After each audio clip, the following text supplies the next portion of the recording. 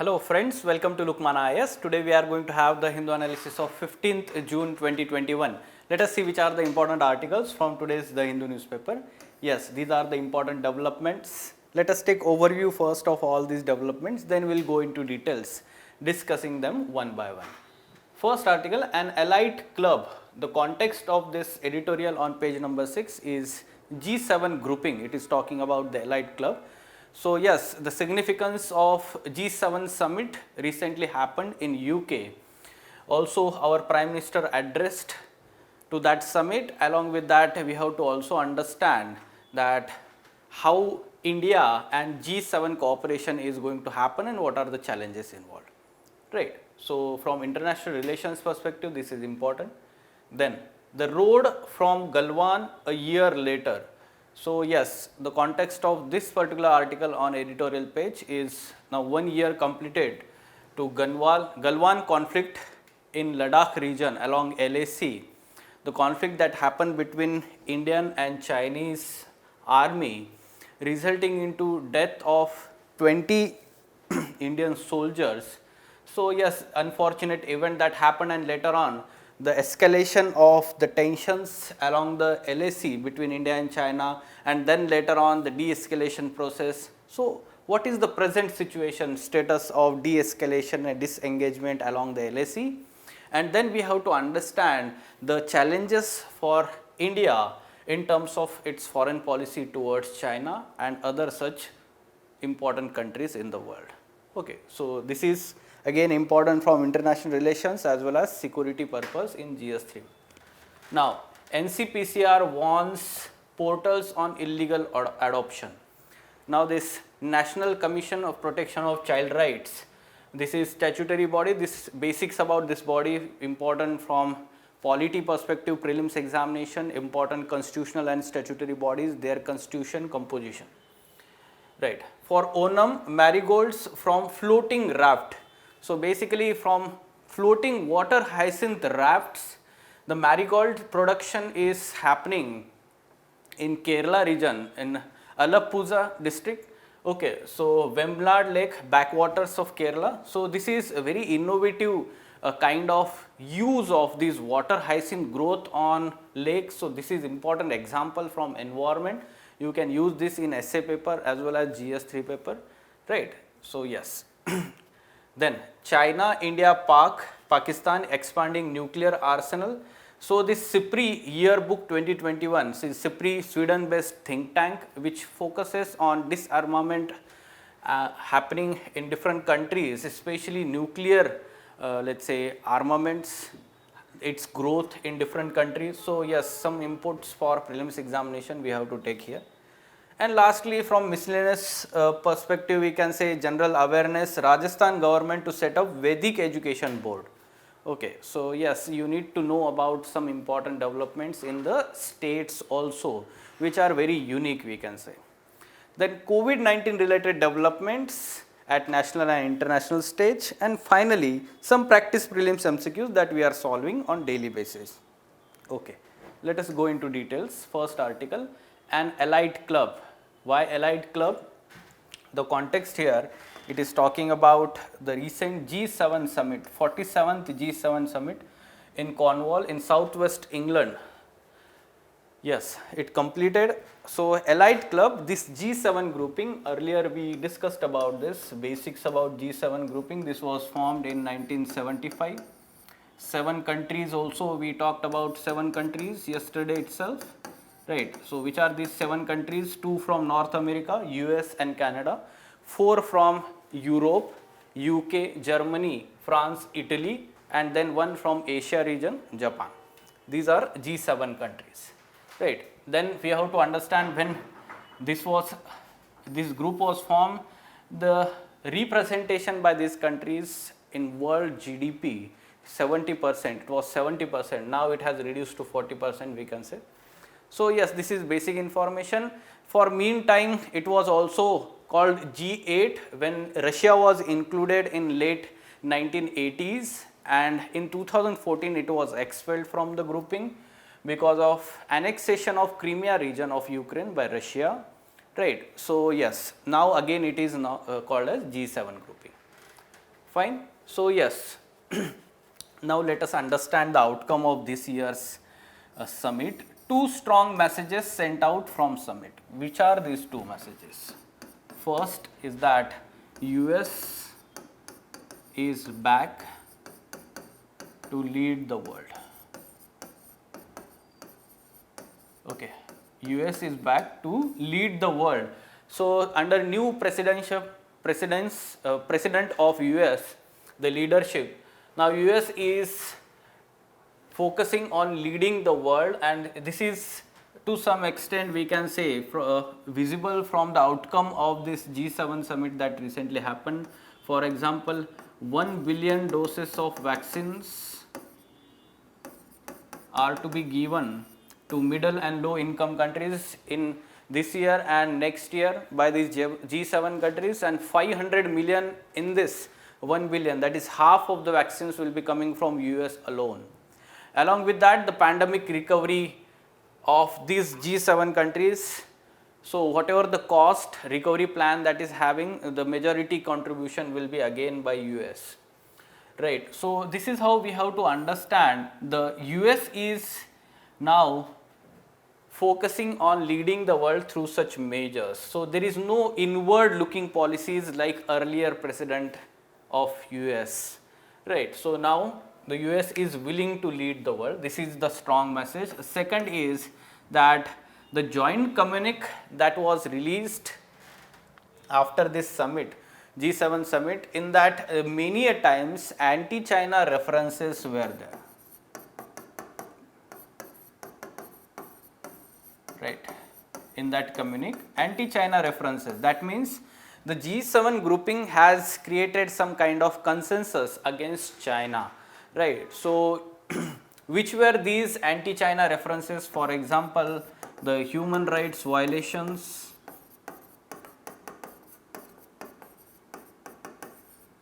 in Xinjiang province of China, then civic freedoms, decline in civic freedoms, curb in civic freedoms of the people in Hong Kong,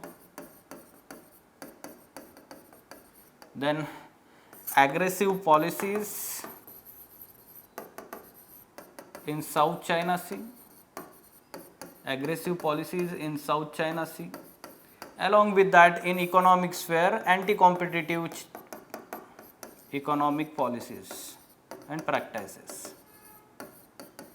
Economic practices, anti-economic, economic and trade practices by China. Such references were made in the joint communique. To some extent now the West is uniting against China and US is rallying these countries behind it. To some extent we can accept the outcome. These two strong messages you need to remember, because if the question is asked in the mains examination, you should be aware about specific outcome of this summit. Right. Now let us understand India and India and G7 cooperation and challenges. So yes, in terms of cooperation, first of all you need to understand that G7 is going to be very helpful in terms of, we can say, support for patent waiver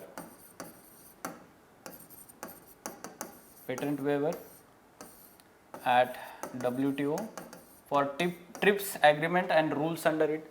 G7 countries agreed to that. Second aspect, you have to understand the global minimum corporate tax that was agreed by G7 countries, 15%.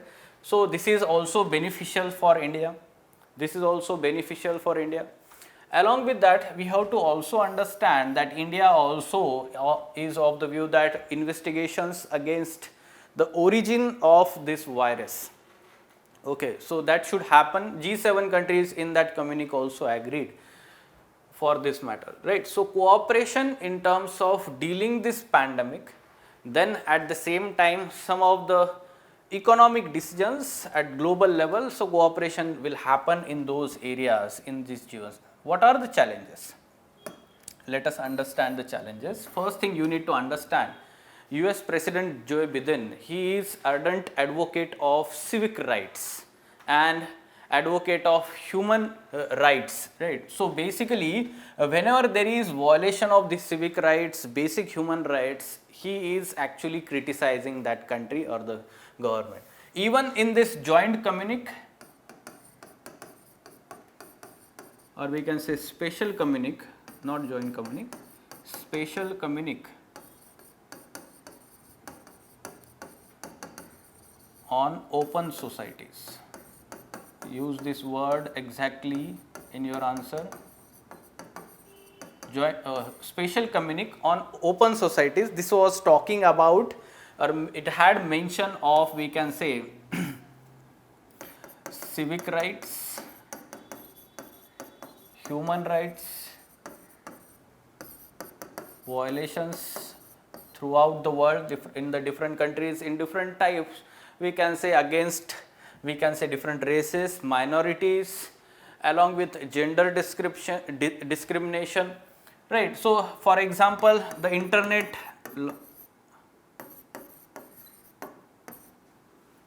shutdowns, basically it affects the basic civic rights, freedoms of the people, and to some extent we have to understand, last year in 2020 India was having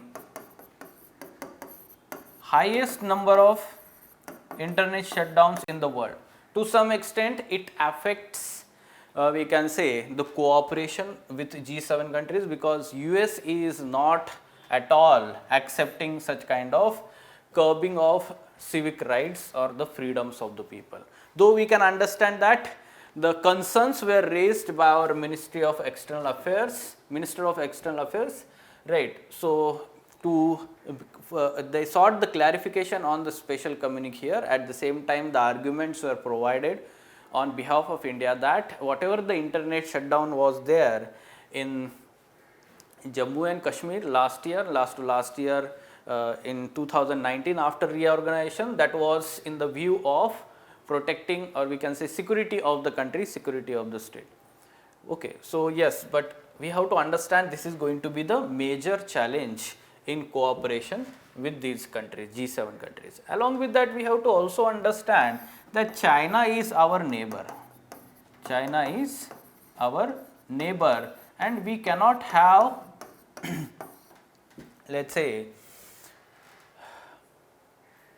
negative relations with our neighbor China. We have to balance the interest involved here. We have to balance the interest in this bilateral relationship also. Along with that, the cooperation with these Western countries which are uniting against China, right? So this is going to be the challenge, how India is going to balance the both interests. Fine.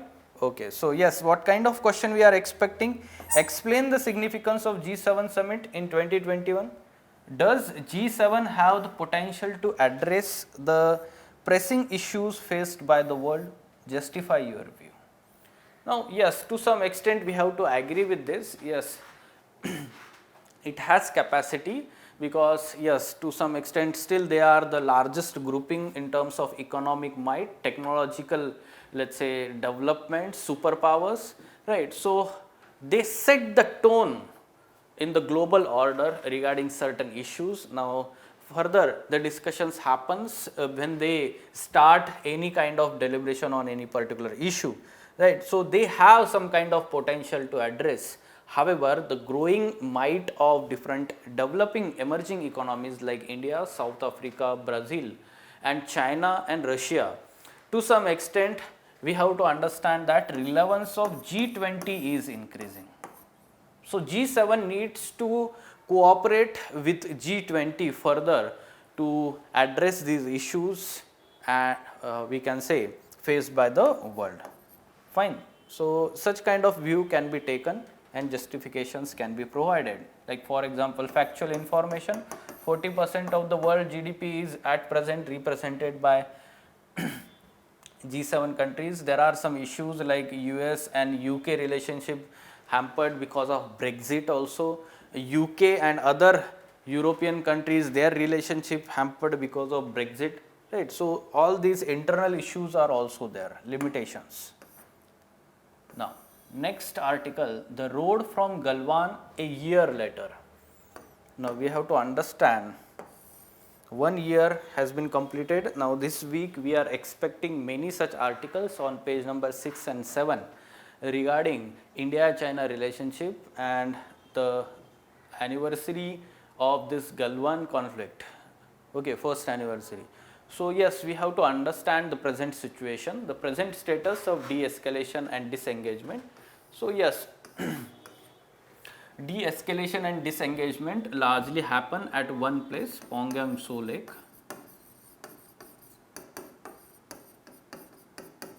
Pongyang So Lake region.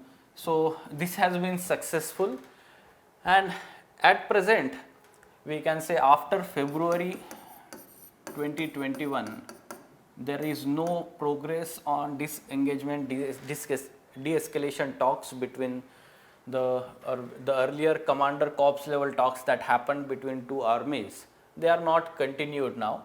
Okay, this thing, then no progress, no significant progress on other flashpoints. Which are other flashpoints in last 1 year? For example, Depsang Plains, Dogra Valley, right? So yes, then these flashpoints that are very important, and de-escalation and disengagement is not happening. Along with that, China is boasting that yes, China to some extent has ingressed into India's territory, and it is celebrating in a sense in its showing its military might in the domestic policy decisions. Okay, so this is the situation that we are having here, and some kind of, let's say, distrust between these two countries still exist, and the present status that India maintains at diplomatic level is that unless and until complete de-escalation and disengagement does not happen, and the earlier status, that is before April 2020, the status is not achieved, we cannot have progress in the economic sphere also, such kind of or in other sphere also. So such kind of stand is taken by India. Okay, so changes in India's foreign policy after that LAC conflict. First thing we have to understand that now India to some extent is shifting towards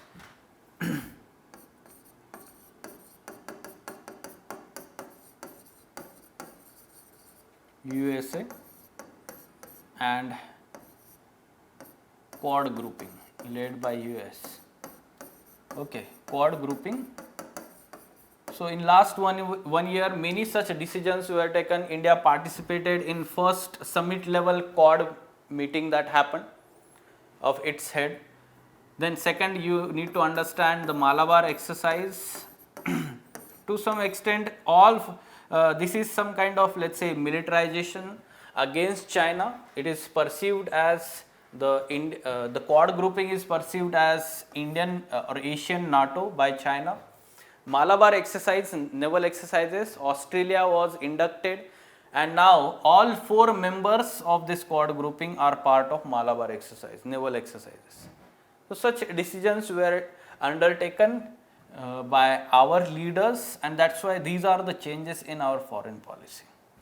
Along with that, India is now consistently trying to reduce the impact of China or such Chinese investment in India's neighborhood like Bangladesh, Nepal, Sri Lanka also, whenever it is possible.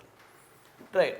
Now, India is also maintaining a good relations with Russia, Iran and other such countries to ensure other such Central Asian countries and Gulf countries to ensure its energy security also. However, we have to also understand there are some challenges for India. What are the challenges?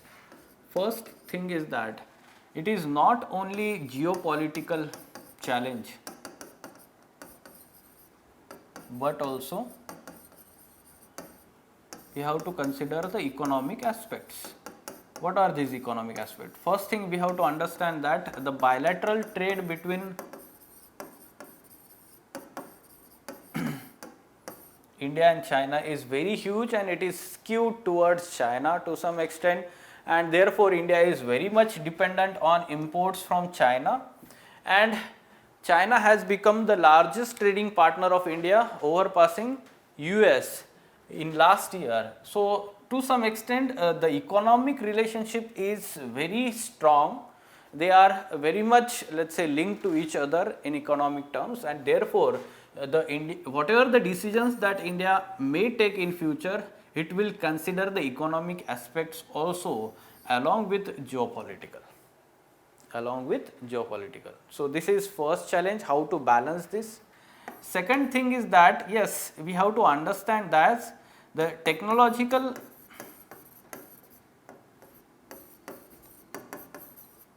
and military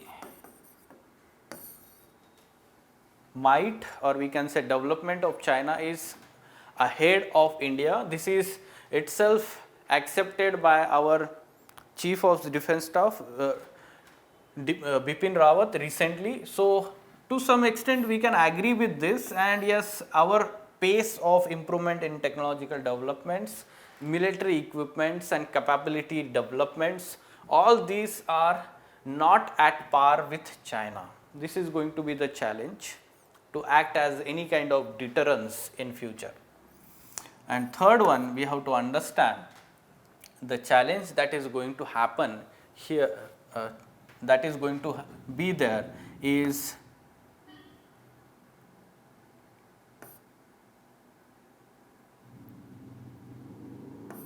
the Cold War between US and China.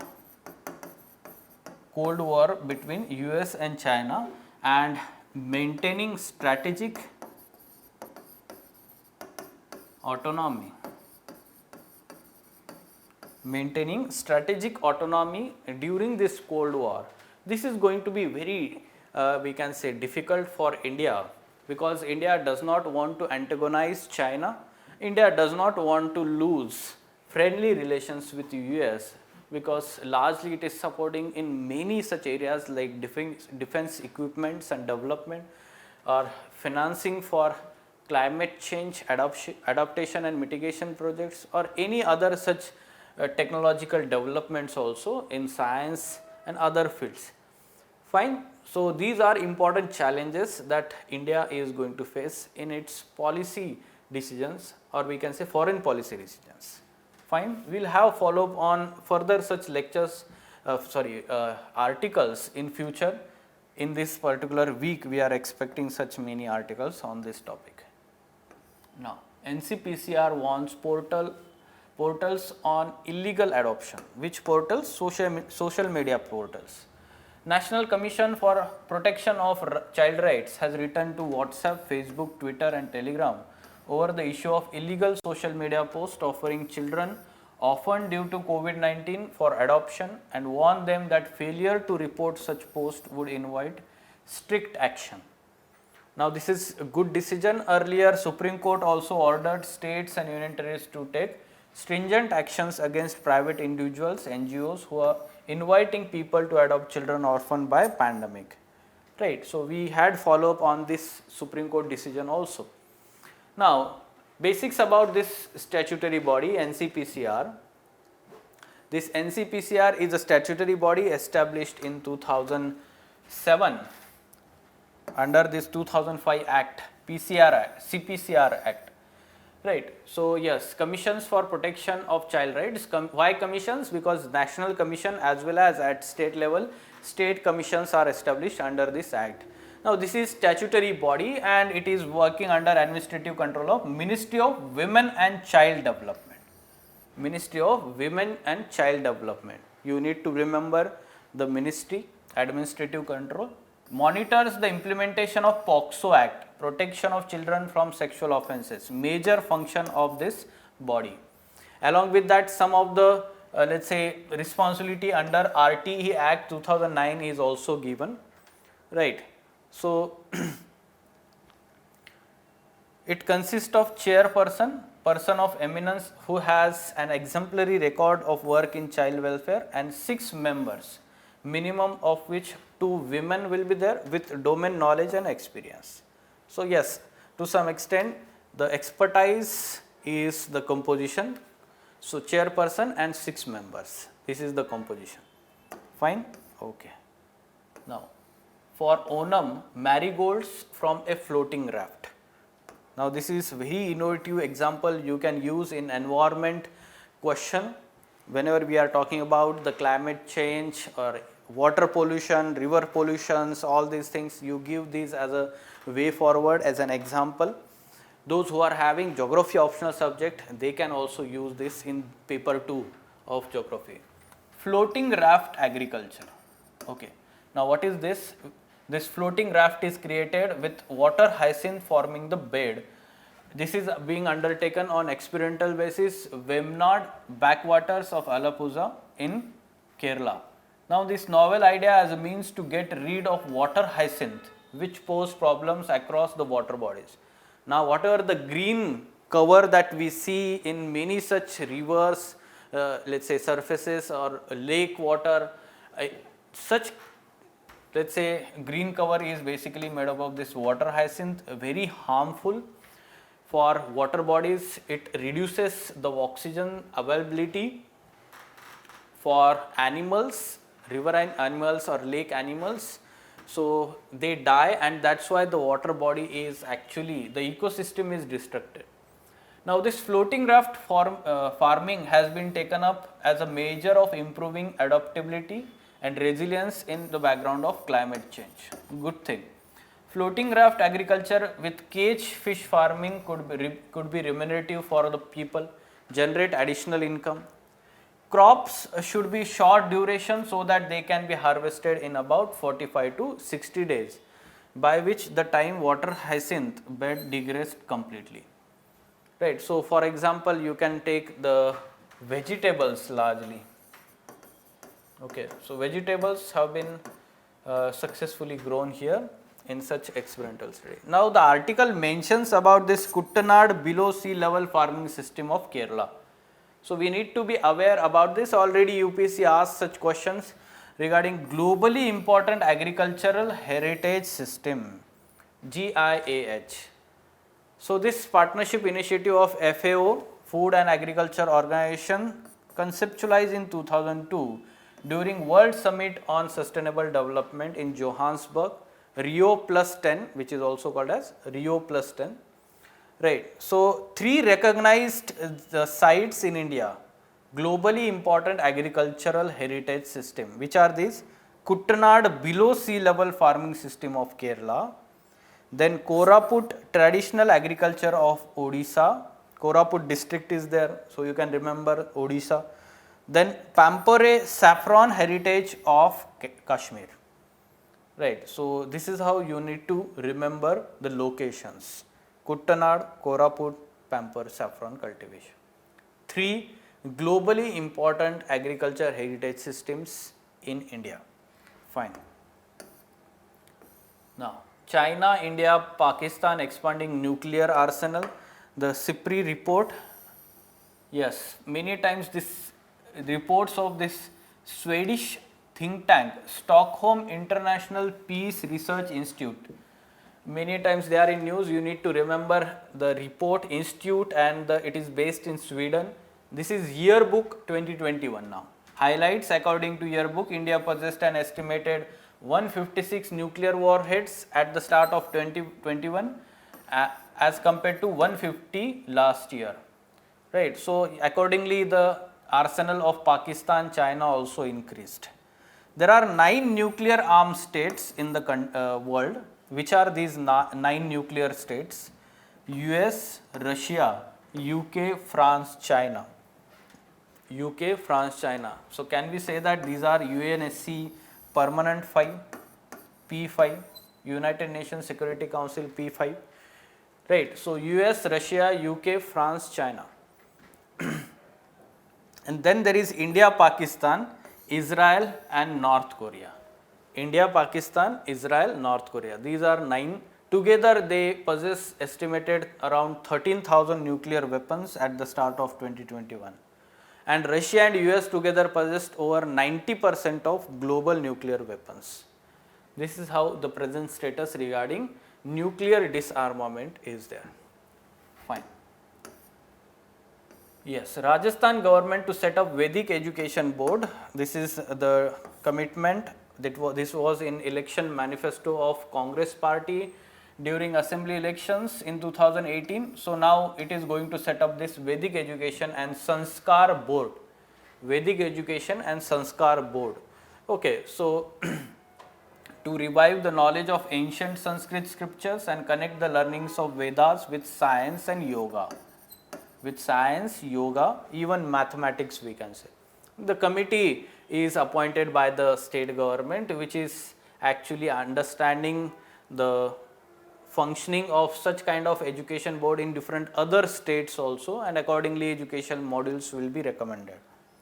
Fine. COVID-19 related developments. Yes, you need to know that there is no significant change in percentage of people who have developed antibodies against COVID-19 as per 6th serological survey in Delhi.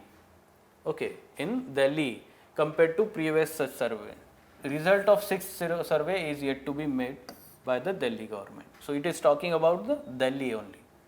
US vaccine manufacturer Novavax said its COVID-19 vaccine had shown overall efficacy of 90.4%. Now this is good development, because in India this vaccine is going to be produced in partnership with Serum Institute of India under the name Covovax. In future we can expect the emergency use approval of this vaccine also. Fine. Yes, let us try to solve these questions now. Let me give you some time.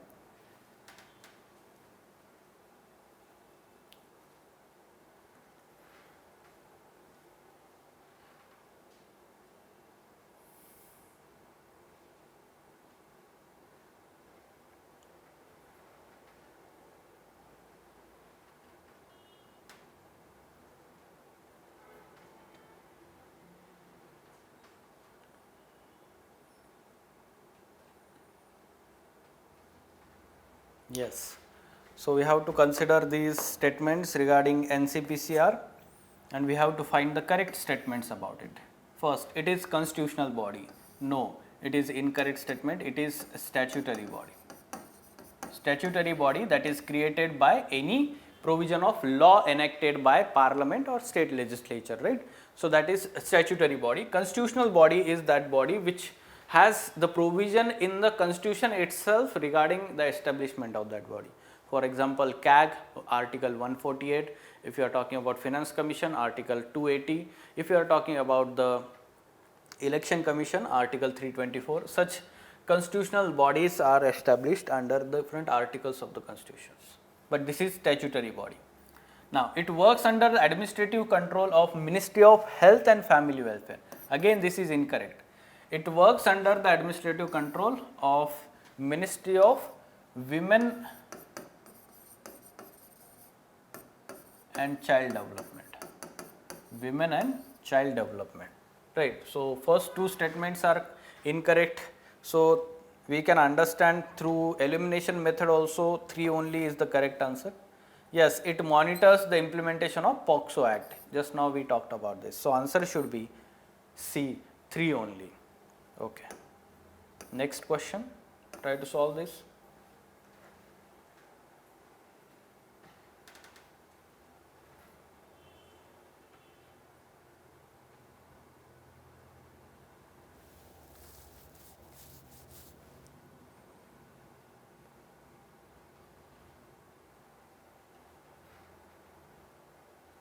Yes, just now we talked about this globally important agriculture heritage system, right? GIAHS.